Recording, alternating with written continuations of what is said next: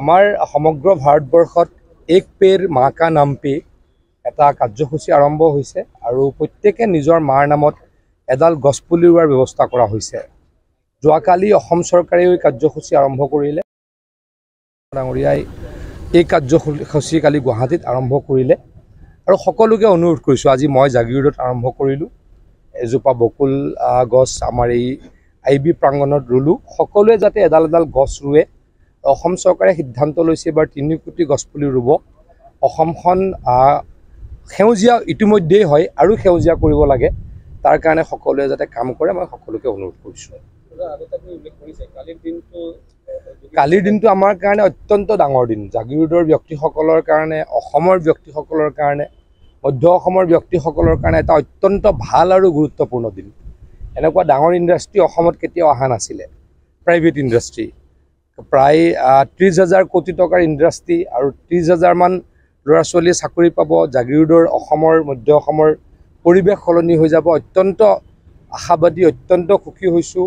টাটাই অকল নহয় আৰু কোম্পানী আহক, আমি সকলোকে ৰঙা দলিচা পাৰিবলৈকে সাজু আছোঁ আৰু সকলোকে আমি আদৰণি জনাবলৈকে সাজু আছোঁ।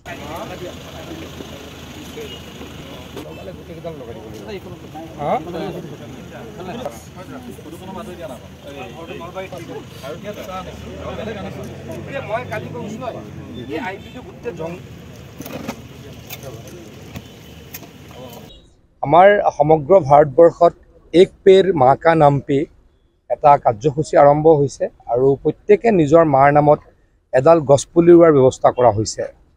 যোৱাকালি অসম চৰকাৰে এই কাৰ্যসূচী আৰম্ভ কৰিলে।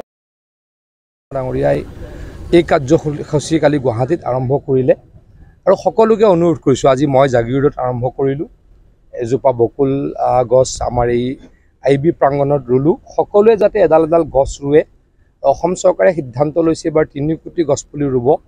অসমখন সেউজীয়া ইতিমধ্যেই হয় আৰু সেউজীয়া কৰিব লাগে, তাৰ কাৰণে সকলোৱে যাতে কাম কৰে মই সকলোকে অনুৰোধ কৰিছোঁ।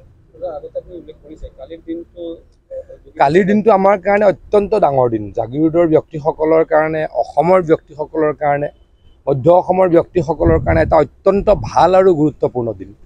এনেকুৱা ডাঙৰ ইণ্ডাষ্ট্ৰী অসমত কেতিয়াও অহা নাছিলে। প্ৰাইভেট ইণ্ডাষ্ট্ৰী প্ৰায় 30,000 কোটি টকাৰ ইণ্ডাষ্ট্ৰী আৰু 30,000 মান ল'ৰা ছোৱালীয়ে চাকৰি পাব। জাগিৰোডৰ অসমৰ মধ্য অসমৰ পৰিৱেশ সলনি হৈ যাব। অত্যন্ত আশাবাদী, অত্যন্ত সুখী হৈছোঁ। টাটাই অকল নহয় আৰু কোম্পানী আহক, আমি সকলোকে ৰঙা দলিচা পাৰিবলৈকে সাজু আছোঁ আৰু সকলোকে আমি আদৰণি জনাবলৈকে সাজু আছোঁ।